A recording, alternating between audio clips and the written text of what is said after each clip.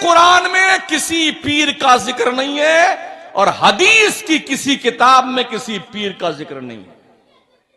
अगर है तो मुझे बता दो ला करके। पीरी मुरीदी का रीजन क्या रहा है, जरा इस पे गौर कीजिए। आप शुरू कीजिए सरकार हसन बसरी, बहुत दूर के, गौस पाक को ले लीजिए आप। क्या करते थे ये पीर लोग?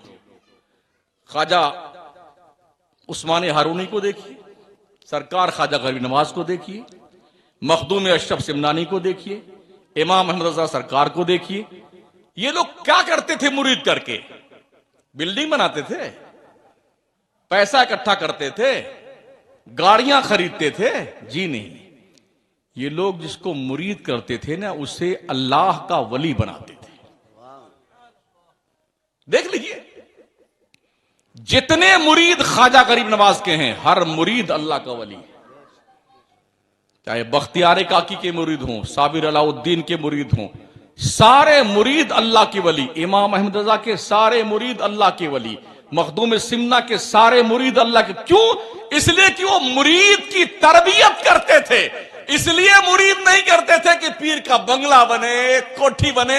हमने देखा है पीरों के, एक कोठी कलकत्ता में है उसी पीर की 2 करोड़ की, उसी की कोठी मुंबई में 3 करोड़ की, उसी की कोठी अहमदाबाद में 2 करोड़ की, उसी की कोठी लखनऊ में 3 करोड़ की। रहता कौन है? एक चपरासी रहता है झाड़ू पोछा लगाने के लिए। और जब पीर आएगा तो फिर सारे मुरीद पहुंचे, जिंदाबाद जिंदाबाद जिंदाबाद जिंदाबाद। 3 दिन मरदूद रहते वहां पर, लूट खसोट के खाते हैं मुरीद। और मुरीद समझता आप जन्नत मेरे बाप की हो गई। कसम खुदा के इतना मारे जाओगे ना, पीर भी इतना कूटा जाएगा, भेजा बाहर निकल आएगा उसका पीर का। और ऐसे मुरीदों की वो धुनाई होगी, शक्लें नहीं पहचानी जाएंगी, शक्लें नहीं पहचानी जाएंगी। अपने दिल में झांक कर देखो कितना गंदा हो चुका है ये दिल। हरामखोरी, बेईमानी, लूट खसोट, गीबत, चुगली, बुराई, ये सब की आमाजगाह हमारा दिल बना हुआ है। अल्लाह वाले क्या करते थे? क्यों फरमाया गया अल्लाह का वली वो है जिसका चेहरा देखो तो अल्लाह की याद आ जाए। अल्लाह की ऐसे ऐसे बहुत कम है इस दौर में।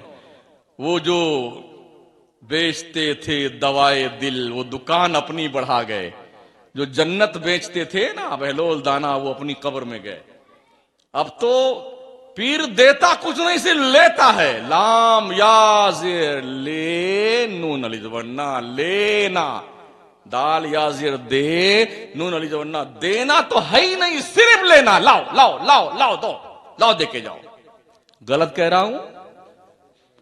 किसी मजार पर, अल्लाह वाले की तुरबत पर इमाम अहले सुन्नत फरमाते एक चादर चढ़ा दो, जब तक वो फट न जाए दूसरी चादर मत डालना। मजार की चौखट पर सैकड़ों भिखारी सर्दियों के तड़पती हुई खतरनाक रातों में ठिठुरते हुए मर जाते हैं चौखट पर मजार के।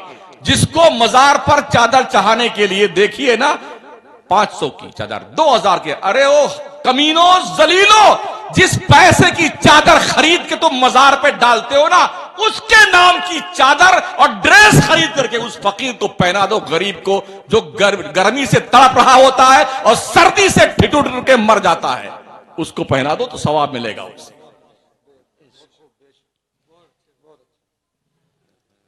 क्या उन भिखारियों को नहीं देखा जो खाना खाने के लिए कतार में खड़े थे? हैं लोगों का लुकमा देखा करते हैं शादी ब्याह के और दावतों के मौकों पर। हमने देखा है जब लोग प्लेटें फेंक करके अपना फंक्शन खत्म करके जाते हैं ना, दर्जनों और सैकड़ों बच्चों औरतों को देखा है, वो पहुंचते हैं उन्हीं जो पति खाते हैं ना, क्या बोलते हो, तो प्लेट, उस प्लेट में जो थोड़ा बहुत लगा होता है ना, उसको इकट्ठा करके सालन इकट्ठा करते हैं। जो रोटी के टुकड़े फेंक के आते हैं ना, लोग उसको चुनकर खाते हैं।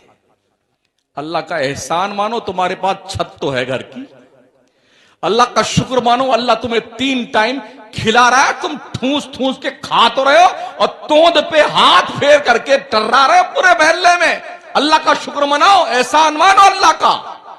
अल्लाह ने तुम्हारे पैसों में गरीबों का हक रखा है, मदरसों का हक रखा है, यतीमों का हक रखा है, बेवाओं का हक रखा है। मेरा नबी फरमाता है, ओ मेरी उम्मत के लोगों, मुझे तलाश करना चाहते हो तो गरीबों के बीच में तलाश करो, गरीबों के बीच में।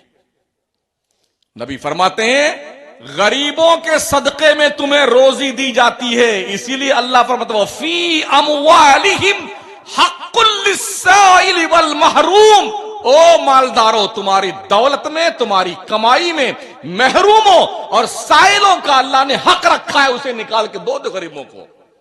लोगों ने ज़कात फितरा तो दिया ही नहीं, यूं इमदाद कौन देता हजरत?